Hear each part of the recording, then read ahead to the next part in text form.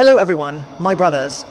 I'm your good friend Shangji, who loves bikes. Today, we're going to film this Cove 350R Traz. How should I put this? You could say it's a completely new bike, but you can also see traces of many other bikes in it. But if you say it's a continuation of other models, it also feels like it has torn down many bikes and started over. Cove themselves claim that this bike incorporates the track tuning experience and some of the track technology from their 350 race bike in the WSBK.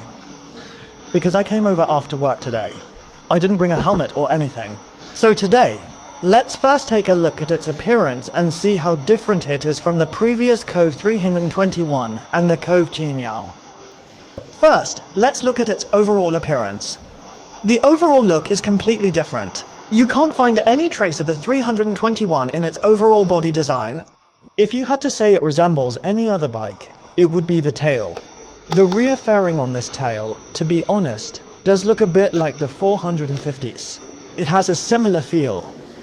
But putting the 450s fairing on the tail of this 300 class bike makes the bike feel much more robust, to be honest.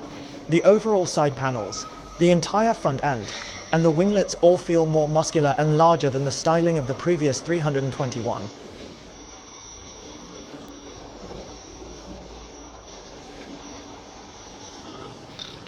This front end looks like a white-browed hero. There's a white light brow at the front, an eyebrow, and below it, there are LED headlights on both sides. The headlights turn on automatically when you start the ignition. I had a look, and its high beams are on the left and right sides. The low beam is on the outside, and the high beam is in the middle. So, whether you're using high or low beam, both headlights always light up together. It's not like some European spec bikes that only light up one side at a time, looking like a cyclops. This overall front-end design, how should I put it, is very original, including its overall workmanship. Areas like these seams have shown quite a noticeable improvement compared to the past. Everyone, take a look. The seams in places like this, these black matte plastic parts and the painted parts above have all seen quite obvious progress. And as for this bike, its entire livery is a race-style one. Race bikes definitely have a lot of sponsors, for example, JD Motors, Kialpai, and Benelli, and then all sorts of other logos here. For a race bike, these are the decals. Now, let's have a look at the small race winglet. This winglet is very subtle. Everyone, take a look. It's more subtle than the somewhat abrupt winglet on the old 450. This winglet is open on the side, with a small connection on the outside, which actually looks quite harmonious. I'm starting to like these small, integrated winglets more and more. They provide a certain visual effect without looking too obtrusive. Right, look at the size of this radiator.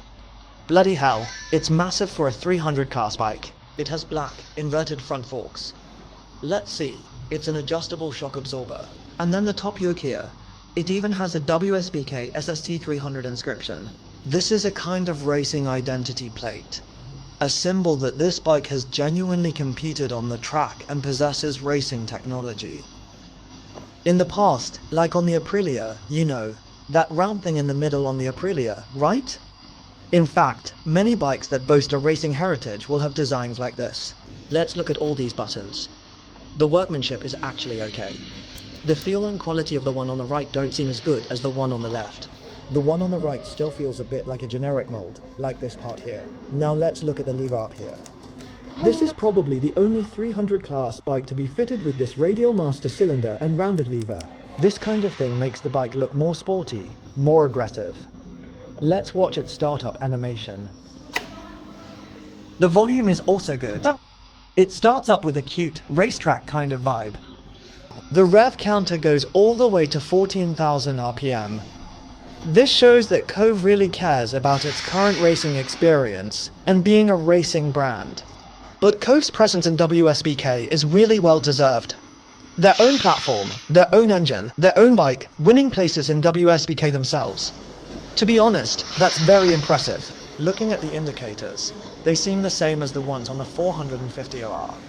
These indicators are integrated into the rearview mirrors. Look, they're much chunkier than the ones on the old 321. This bike is just so much more muscular than the 321. Now let's look at the side fuel tank. You can actually see echoes of the 321 in its design. Specifically where? Right here. The extension of this cover panel, its whole design style is very reminiscent of the old 321. That includes this section here as well. But I don't think that's a bad thing, because on the old 321, when you were riding it, it was very comfortable to grip the tank. So, for them to continue using a similar design that ensures a good grip for your legs and thighs, giving you a good riding feel, I think that's no big deal. As for the frame, I had a look, and it's pretty much the same as the frame on the old 321 or the current 250 bike, the Chinyao. At least in the parts that are exposed, they look more or less the same to me. This frame is actually a standard, very lightweight steel tube trellis frame with a relatively mature design, tuning, and manufacturing process. I think at the moment, there's no real need to change to a new frame. The current frame is still very competitive in its class.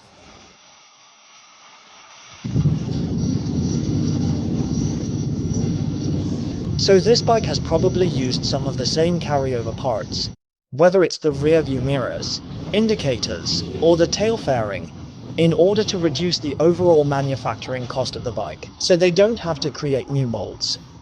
Now let's look at the workmanship and some of the details. Smooth, clean.